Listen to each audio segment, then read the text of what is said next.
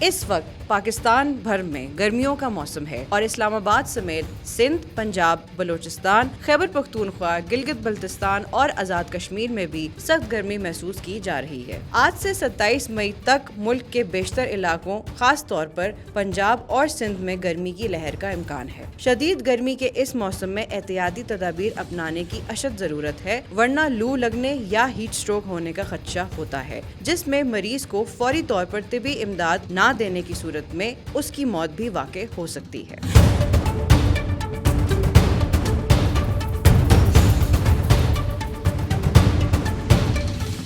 Heat wave کیا ہے؟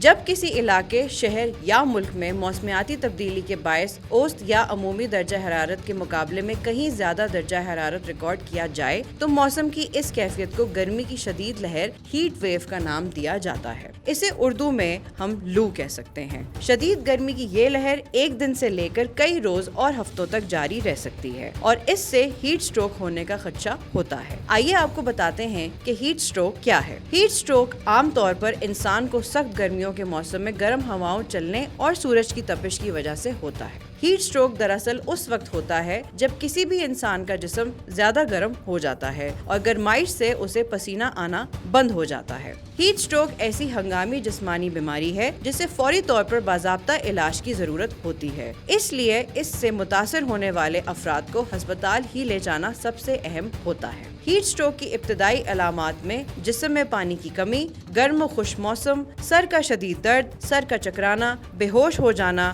گرم موسم میں سخت مشقت یا ورزش، دھوپ میں براہ راست بہت زیادہ گھومنا، گھر سے باہر کام یا آؤٹ ڈور ورکنگ شامل ہیں۔ ہیٹ اسٹروک سے بچنے کے لیے چند احتیاطی تدابیر اپنانا لازمی ہے، جس میں گھر سے باہر نکلتے ہوئے پانی کی بوتل اپنے پاس رکھیں اور طبیعت بگڑنے پر فوری پانی کا استعمال کریں۔ انتہائی سخت گرمی اور دھوپ میں زیادہ دیر تک مشقت والا کام کرنے سے گریز کریں۔